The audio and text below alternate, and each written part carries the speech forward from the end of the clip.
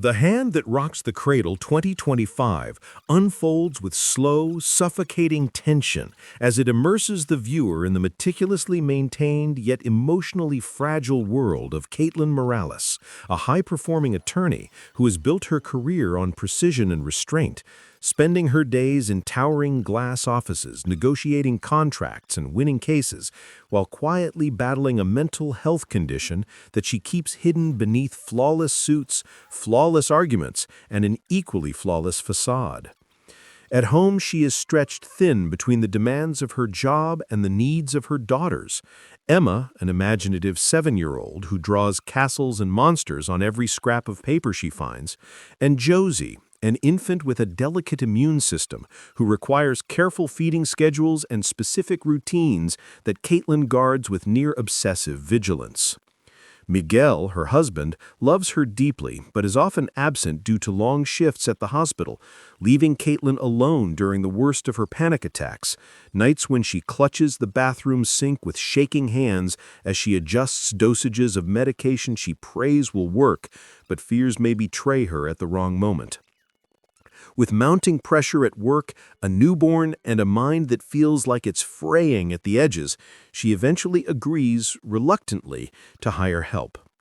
That help arrives in the form of Polly Murphy, a seemingly angelic young woman with calm eyes and soft voice and an uncanny ability to soothe crying children within seconds. In the beginning, Polly feels like salvation. She cooks warm meals before anyone asks, restores order to the home with quiet efficiency, folds laundry in perfect symmetrical stacks, and hums lullabies that make Josie sleep longer than Caitlin has ever managed. Emma, delighted by the attention and affection, attaches herself instantly.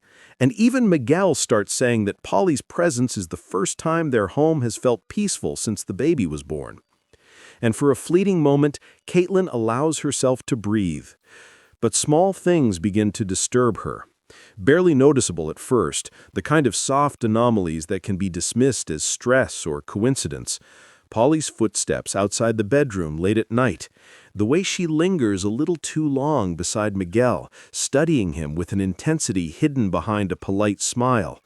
The way she speaks to Emma when Caitlin isn't in the room, her tone affectionate yet subtly undermining, planting small doubts in the child's mind about her mother's judgment.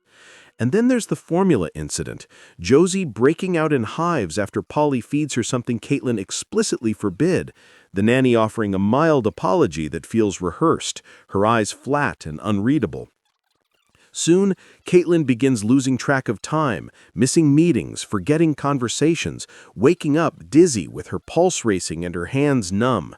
Her medication, normally predictable and stabilizing, suddenly feels wrong, almost poisonous, and she starts experiencing episodes of confusion and paranoia that she chalks up to stress, though a quiet terror begins blooming in her chest.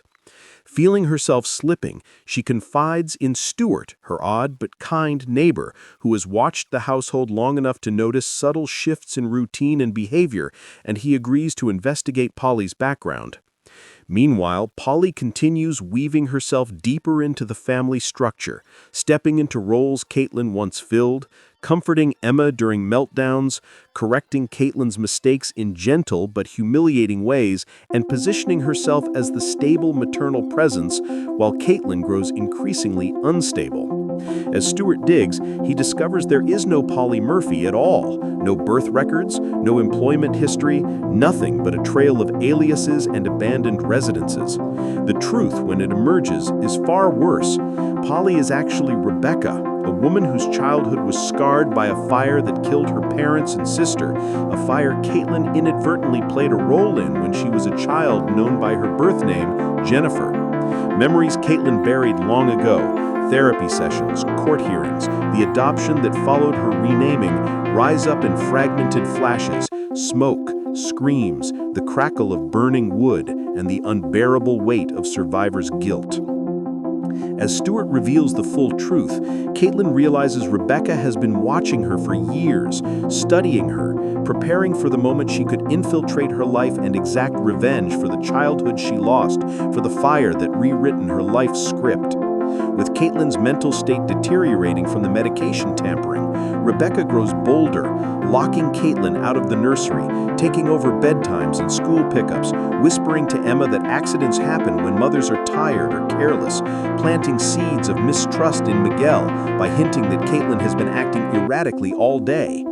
The house in which Caitlin once felt safe becomes hostile territory, where every noise feels suspicious, every interaction laced with threat, every corner watched by Rebecca's calculating eyes. When Caitlin confronts her, Rebecca finally drops the facade entirely, coldly accusing Caitlin of ruining her life and declaring that she has earned the right to take over the family that should have been hers.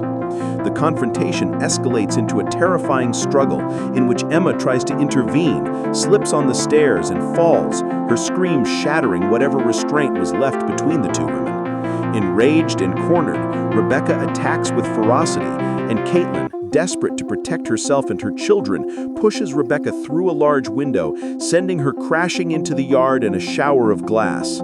Caitlin grabs Josie and flees in the car, breathless and shaking, but Rebecca, bloodied, relentless, and driven by obsession, drags herself up and chases after them, leading to a frantic pursuit that ends with Caitlin's car skidding off the road and crashing. In the wreckage, Caitlin, bruised and terrified, holds her crying baby as Rebecca crawls towards them, dying yet still burning with hatred. With her final breaths, Rebecca confesses that she didn't just want revenge, she wanted Caitlin's identity, her home, her husband, her children, the life she felt stolen from her by fate and flame. As sirens wail in the distance, Miguel arrives carrying Emma, both shaken and traumatized by the ordeal, and they collapse together in sobs of relief and horror. The film closes on Caitlin in the dim glow of the fireplace, her face hollow and haunted as she stares into the flames, seeing not comfort, but the echo of the inferno that shadowed her childhood, realizing that trauma repeats itself in cycles that are almost impossible to escape. The final, chilling shot rests on Emma, standing silently behind her mother, tilting her head and clasping her hands in the exact eerie posture Rebecca used to adopt, suggesting that the psychological imprint of the nanny's presence lingers in the family, hinting that Rebecca's influence and the trauma she carried may not end with her death, but may instead take root in the next generation.